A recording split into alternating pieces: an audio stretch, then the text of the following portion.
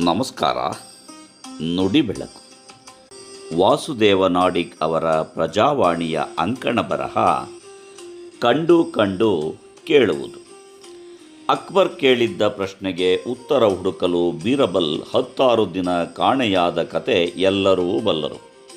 ಅಕ್ಬರ್ ನೀಡಿದ್ದ ಸವಾಲು ಇಷ್ಟೇ: ಸದ್ಯ ವಾಸವಿರುವ ಜಾಗದಲ್ಲಿ ಮೂರ್ಖರ ಸಂಖ್ಯೆಯನ್ನು ಲೆಕ್ಕ ಹಾಕಬೇಕಿತ್ತು. ಅದಕ್ಕೆ ಬೀರ್ಬಲ್ ಒಪ್ಪಿಕೊಂಡು ಹೊರ ನಡೆದ ಮೇಲೆ 16 ದಿನ ಸಭೆಗೆ ಬರಲೇ ಇಲ್ಲ. ಎಲ್ಲರಿಗೂ ಅಚ್ಚರಿ. ಅವನು ಊರು ಬಿಟ್ಟು ಹೋಗೇ ಇರಲಿಲ್ಲ. ಮನೆಯ ಮುಂದೆ ಅಂಗಳದಲ್ಲಿ ಹಗ್ಗದ ಮಂಚವನ್ನು ಹೆಣೆಯುತ್ತಾ ನಿಂತಿದ್ದ. ಈ ವಿಷಯ ಗೊತ್ತಾಗಿ ಅನೇಕರು ವಿಚಾರಿಸಲು ಬಂದು ಹೋದರು. ಎಲ್ಲರ ಪ್ರಶ್ನೆ ಒಂದೇ: ಬೀರಬಲ್, ಏನು ಮಾಡ್ತಾ ಇದ್ದೀಯಾ? ಬಂದವರೆಲ್ಲ ಹೀಗೆ ಇದೇ ಪ್ರಶ್ನೆ ಕೇಳುತ್ತಾ ಹೋದ ಹಾಗೆ ಬೀರ್ಬಲ್ ಏನೊಂದೂ ಉತ್ತರ ಕೊಡದೆ ಪಕ್ಕದ ಒಂದು ಖಾಲಿ ಪುಸ್ತಕದಲ್ಲಿ ಸಂಖ್ಯೆಯನ್ನು ಬರೆದುಕೊಳ್ಳುತ್ತಾ ಹೋದ. ಏನೂ ಮಾತನಾಡದೆ ಹಗ್ಗದಿಂದ ಮಂಚವನ್ನು ಕಟ್ಟುತ್ತಿದ್ದ ಬೀರಬಲ್ಲನಿಗೆ ಹುಚ್ಚೆ ಹಿಡಿದಿದೆ ಅಥವಾ ಮಂತ್ರಿ ಕೆಲಸವನ್ನು ಬಿಟ್ಟಿರಬೇಕು ಎಂದು ಮಾತನಾಡುತ್ತಾ ಹೊರಡುತ್ತಿದ್ದರು.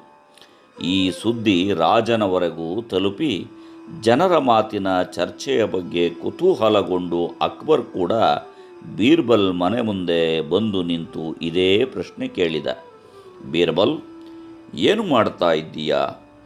ಬೀರಬಲ್ ಏನೂ ಮಾತನಾಡದೆ ಮುಗುಳ್ನಗುತ್ತಾ ಪುಸ್ತಕದಲ್ಲಿ ಮತ್ತೊಂದು ಸಂಖ್ಯೆಯನ್ನು ಬರೆದುಕೊಂಡ. ಅಕ್ಬರ್ ಮರು ಮಾತನಾಡದೆ ಹೊರಟ. ಮರುದಿನ ರಾಜಸಭೆಗೆ ದಿಢೀರ್ ಅಂತ ಬೀರಬಲ್ನ ಆಗಮನ. ಎಲ್ಲರಿಗೂ ಆತಂಕ ಮತ್ತು ಅಚ್ಚರಿ. ಬೀರ್ಬಲ್ ಹುಚ್ಚು ಹಿಡಿದಿರಬಹುದಾ ಅಂತ. ಬೀರಬಲ್ ಒಂದು ದೊಡ್ಡ ಹಾಳೆಯಲ್ಲಿ ಅನೇಕ ಸಂಖ್ಯೆಗಳನ್ನು ಬರೆದುಕೊಂಡು ಬಂದಿದ್ದ. ಅದು ಸದ್ಯ ವಾಸವಿರುವ ಜಾಗದ ಮೂರ್ಖರ ಸಂಖ್ಯೆ. ಅಕ್ಬರನನ್ನು ಒಳಗೊಂಡಂತೆ ಆ ಸಂಖ್ಯೆ 1000ನ್ನು ದಾಟಿತ್ತು ಮತ್ತು ಪರಿಚಿತರೆಲ್ಲ ಆ ಮೂರ್ಖರ ಪಟ್ಟಿಯಲ್ಲಿ ಸೇರಿದ್ದರು. ತಾನು ಹಗ್ಗದಿಂದ ಮಂಚವನ್ನು ಹೆಣೆಯುತ್ತಿದ್ದರೂ ಕಣ್ಣಿಗೆ ಕಾಣಿಸುತ್ತಿದ್ದರೂ ರಾಜನೂ ಸೇರಿ ಎಲ್ಲರೂ ಕೇಳಿದ ಪ್ರಶ್ನೆ: ಬೀರಬಲ್, ಏನು ಮಾಡ್ತಾ ಇದ್ದೀಯಾ? ಇಲ್ಲಿ ಅಕ್ಬರನು ಮೂರ್ಖನಾಗಿದ್ದ. ಬಾಳೆ ಹೀಗೆ ಅನೇಕ ಸಲ ಮೂರ್ಖರನ್ನಾಗಿ ಮಾಡುತ್ತದೆ.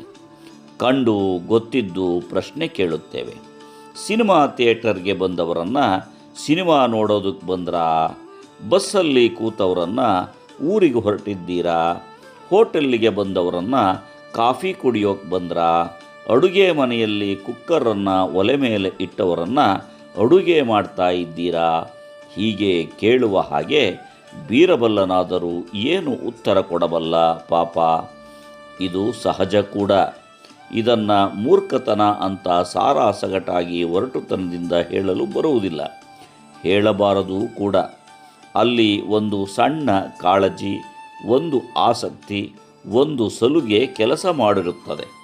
ಆದರೂ ಅದು ಅಭಾಸ ಆಗಿರುತ್ತದೆ.